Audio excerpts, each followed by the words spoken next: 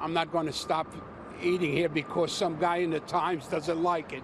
That guy in the Times this man was referring to is Pete Wells, restaurant critic for the New York Times, or as the Washington Post put it yesterday, the man once called the most feared food writer in America. If I don't love it, I don't swallow.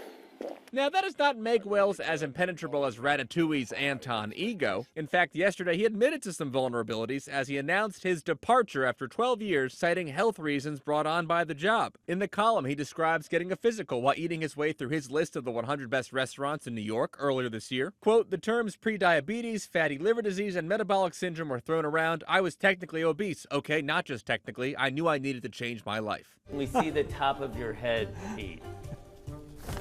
That's my nose.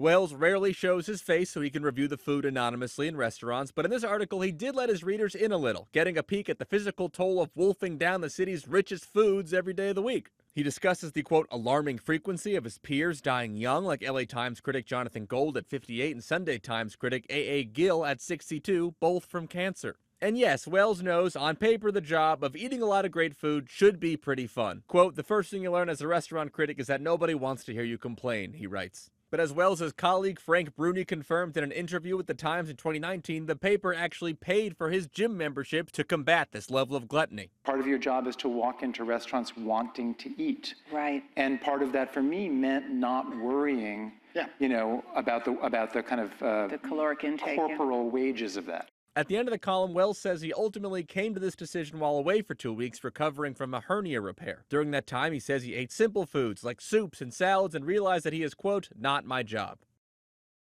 Wells says he has a couple more articles coming out, but this means there is an opening now. Pros, get to eat a lot of good food.